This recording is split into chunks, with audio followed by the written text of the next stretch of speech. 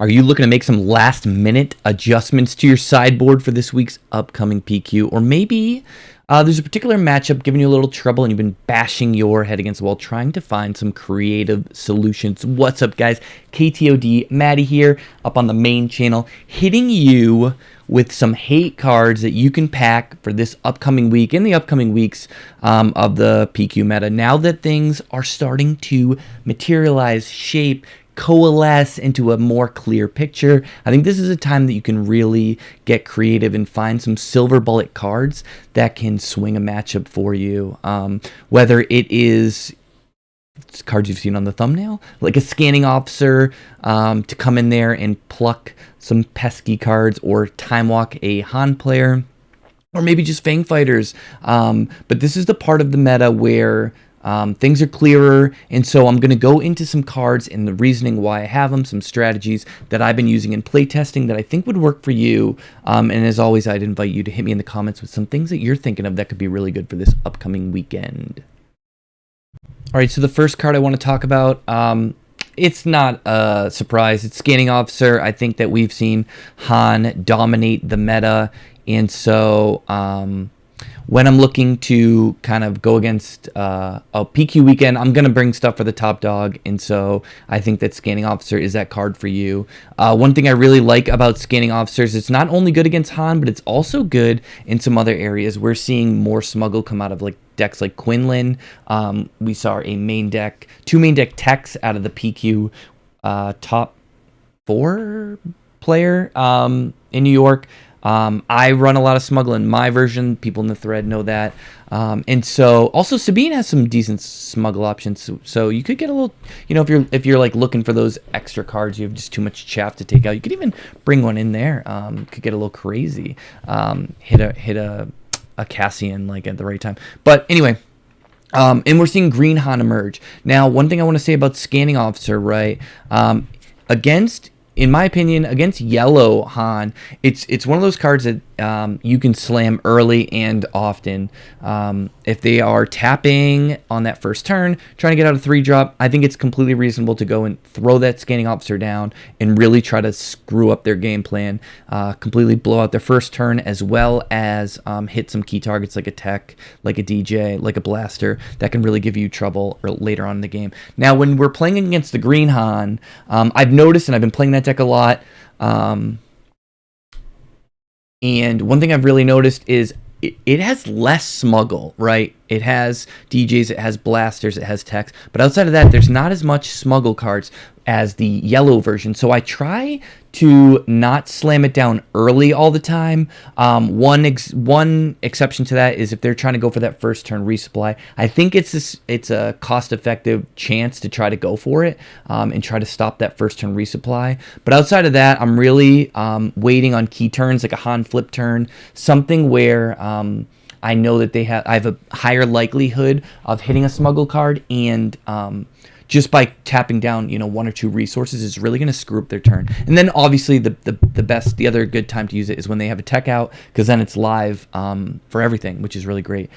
So known quantity Scanning Officer, but I think if you haven't been playing them, this is the week to put them in because they're so potent, and for 2 resources, it can do a lot of damage. All right, also the next card I'm talking is Bamboozled. I think Bamboozled's in a really good spot and is just a phenomenal card to be running. Even in the main deck, I'm running some in the main deck of my Quinlan deck right now, and I've had a lot of success with it. Being able to play anything for free is just such an insane boon that your opponent just doesn't have the ability to play around. And so just tapping a Han on their flip turn can be really potent.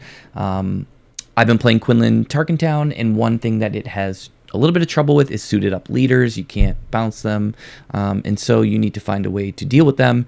And so tapping them and bouncing the upgrade has been really big. So one thing that I always try to do is try to get that Bamboozle in my hand for the Sabine matchup, and when they play their Darksaber, I just bamboozle it away, and I'm able to win a race pretty well there. Also, Anakins are putting lightsabers on him, which is very scary. get that out of here. I know Boss Blue is kind of on a downtick, but obviously getting rid of all those pesky experience tokens kind of turns Childson into just a little baby boy. So we like to see that.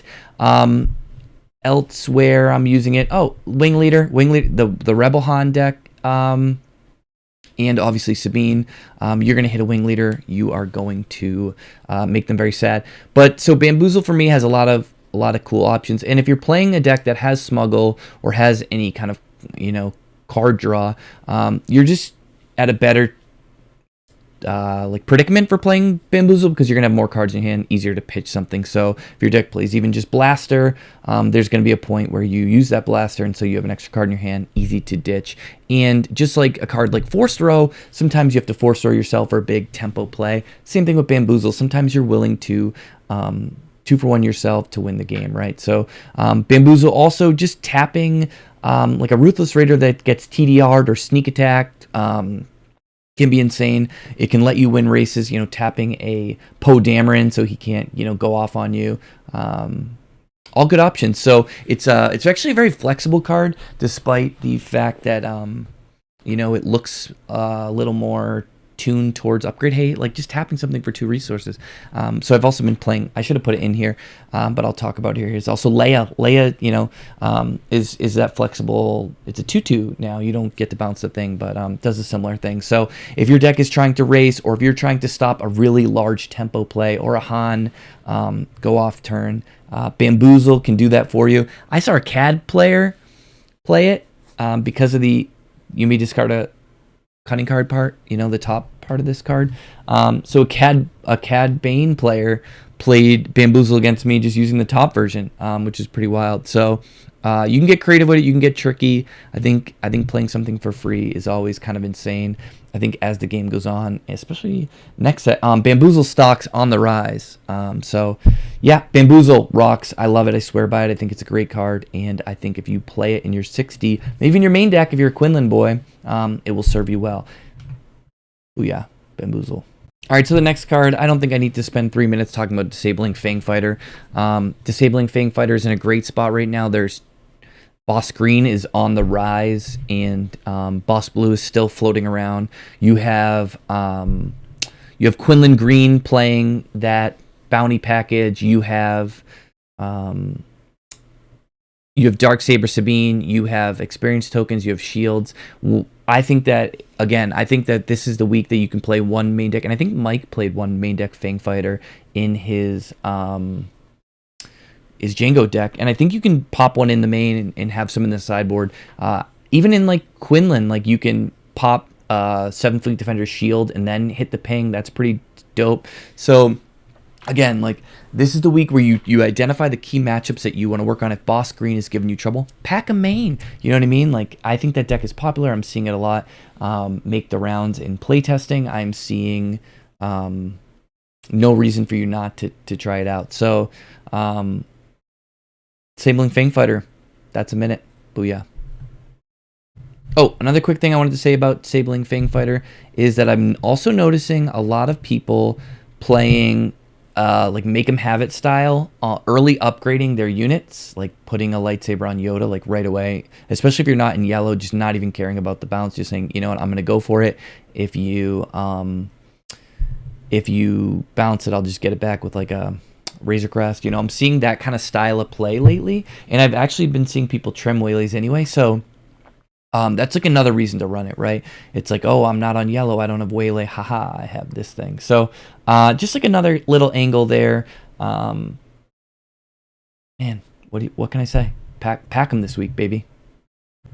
All right, the next card I want to talk about is a fun one, a card that I think a lot of people were underrating, and it wasn't super on my radar until there's a Blue Han list. I'm sorry I don't remember your name. A Blue Han list did really well, and it was running this double Tranquility package. And since then, I've seen a lot of people put it in their sideboards, and for good reason. Against control in the late game, you are able to loop 2 Tranquilities by just, when they kill the first one, you play the second one and get it back.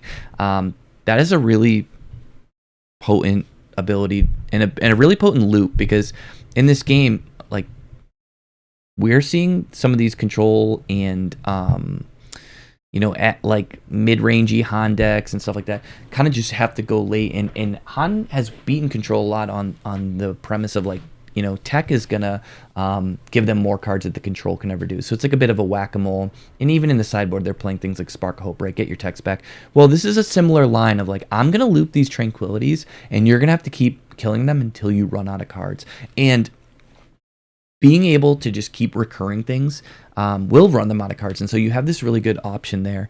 I'm trying it in like every deck I can find, main deck, sideboard, just seeing like the limits of this deck. Now, obviously, a 7/6 ship is powerful, but sometimes if you're just slamming it on 7, they can still deal with it.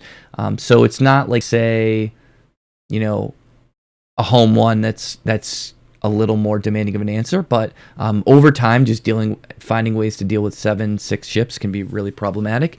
And again, the big potential there is the loop. So I think any hero deck that's trying to go late, other than if you're like yellow Sabine and you're going wide, probably don't need it there. But I'm trying it in my Quinlan deck. I'm obviously trying it in the Han decks, because the cool thing with the Han deck is they can ditch it and then just get it. Later off a U-Wing, or just out of hand.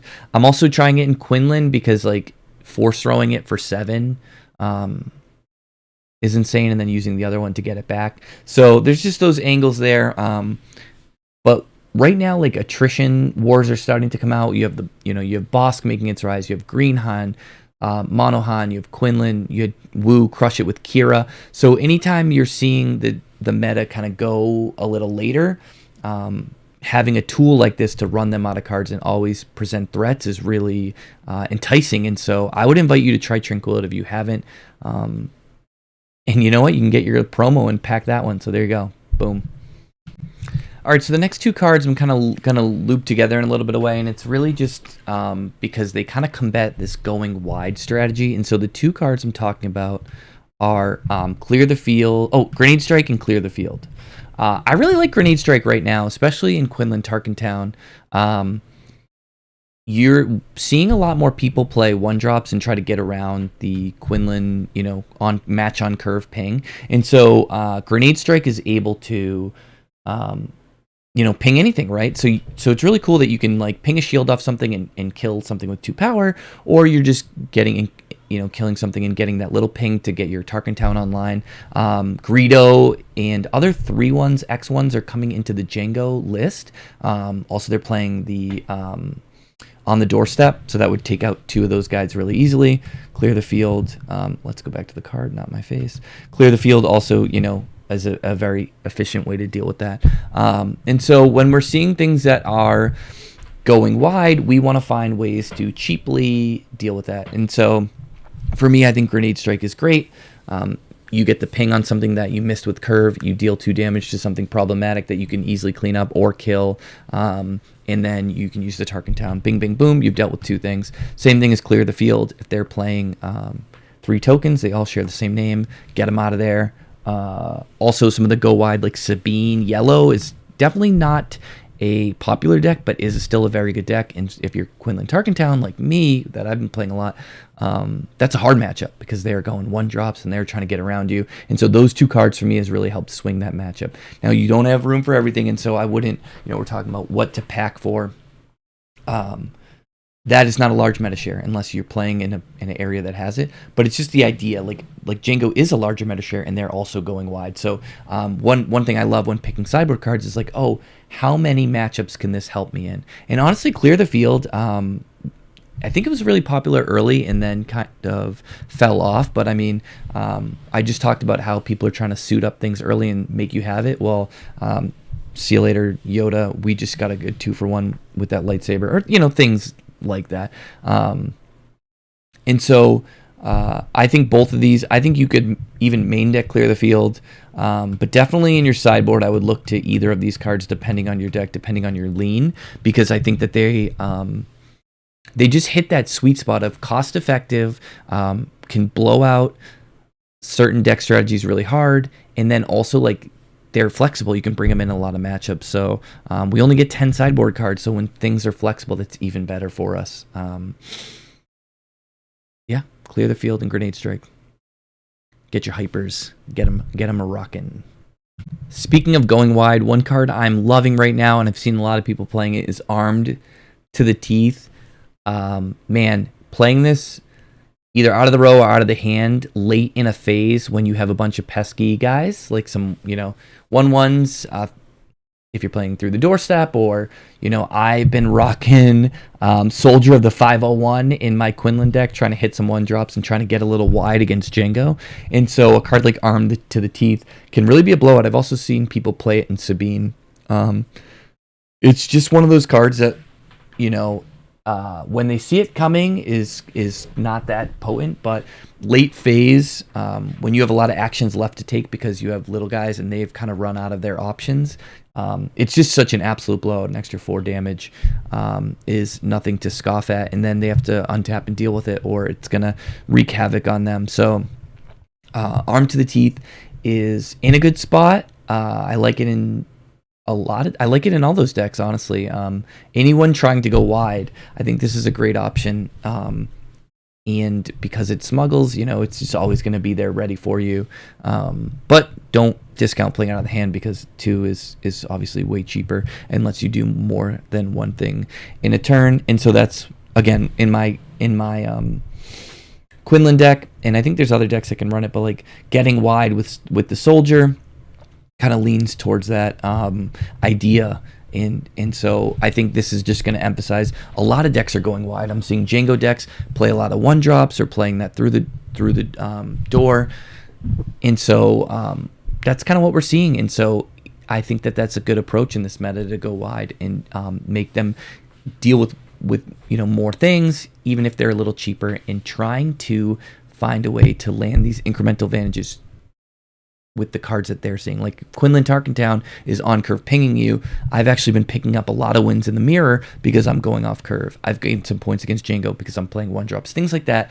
And then Django was playing a lot of 1-drops to kind of get around, some of those decks.